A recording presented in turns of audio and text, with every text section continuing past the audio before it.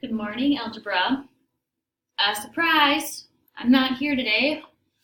I am working on, I'm going to be honest, it's kind of boring. I'd much rather spend my morning with you guys. You know, I love starting my day with you, but I'm working on these things called proficiency scales out at the district center, so just know that I wish I was starting my day with you and working on exponential growth and decay, because that sounds way better than what I have to do today. But we are going to do a few examples together just to refresh us what we learned yesterday. And then you will have some more time, okay? So please be good for the sub and Mrs. Kirchhoffner and Mrs. Homan, because I know you guys will, and that's the kind of people you are, right? So let's just get started here. So again, same thing as yesterday. We're going to have a problem. We're going to take some information out, write our equation, and then find what they're asking us to find. So the first one says, the number of student athletes at a local high school is 300 and is increasing at a rate of 8% per year. Write an exponential function to model the situation. Then, find the number of student athletes after 5 years. So for me, it helps me out. I'm going to underline some things. We are increasing at a rate of 8% per year.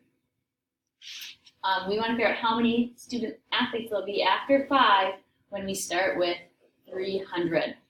Okay, so remember, yesterday we start with our formula, so y equals our original starting point times our rate to the time power.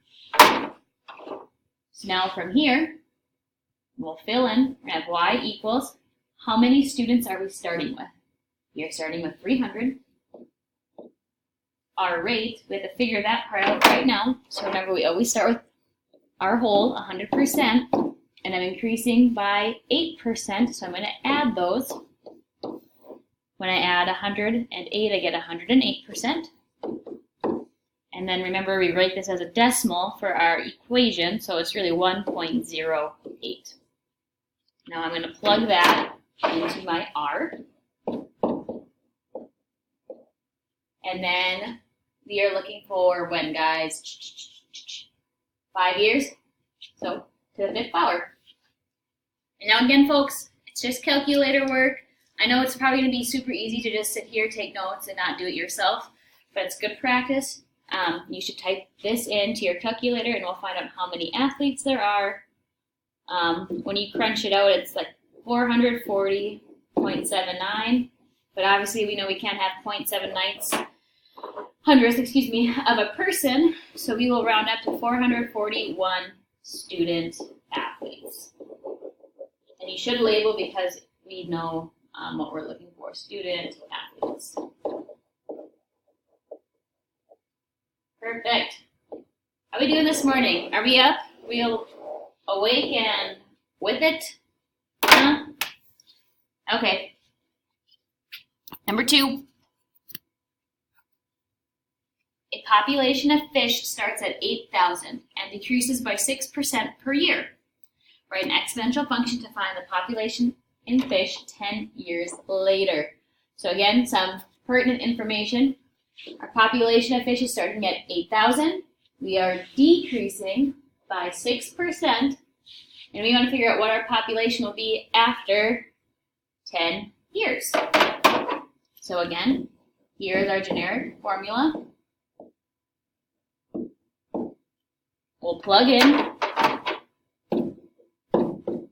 Our fish population is starting at 8,000.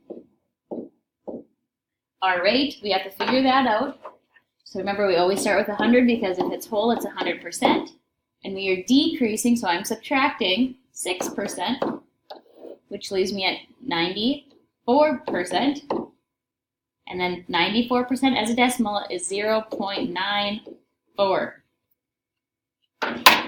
Let's plug that guy into our R for our rate, 0.94. And then our time, how much time is passing? 10 years.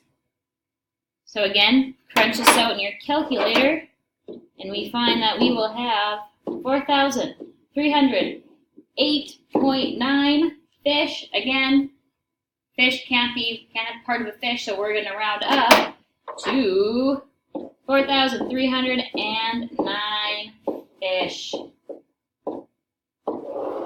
That's pretty sad, guys. Think. In 10 years, almost half the fish population of whatever fish this is will be gone. Is that global warming? I don't know. You tell me. What do you guys think? Good thing this is made up. We don't have to worry about things like that. Okay, number 3. The value of a car is $18,000 and is depreciating at a rate of 12% per year. Write an exponential function to model this situation. Then, find the value of the car after 10 years. Again, let's circle our information. Our car, we bought it for $18,000.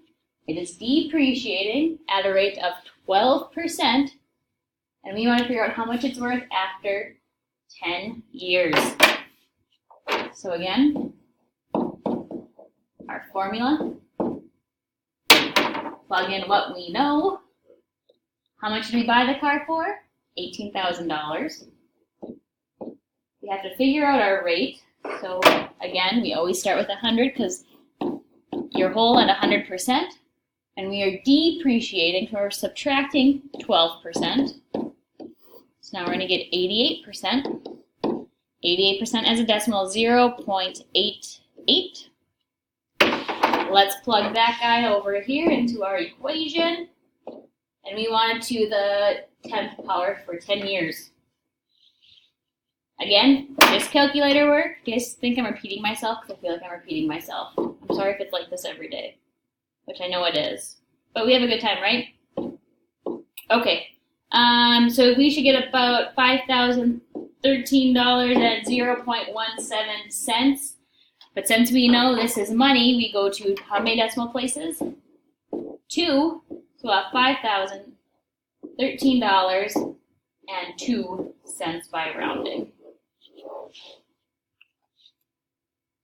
Are we having so much fun? Okay, one more. The cost of tuition at a college is $12,000 and is increasing at a rate of 6% each year. Write an exponential function to model this situation. Then find the cost of tuition after 4 years. Again, same old process. Right now our tuition's $12,000. We are increasing at a rate of 6%. And we want to know what the cost will be after 4 years. Our lovely formula we are plugging into. How much is tuition right now? Well, right now it's $12,000. We are going to figure out our rate. Again, if it's whole, it's 100%. But we are increasing it, so we're going to add 6% for a total of 106%. And then as a decimal, that is 1.06. So let's plug that guy into our R. Oops, I got a little excited there.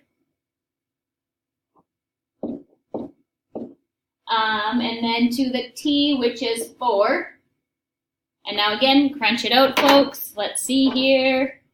We will get Y equals 15,149.723.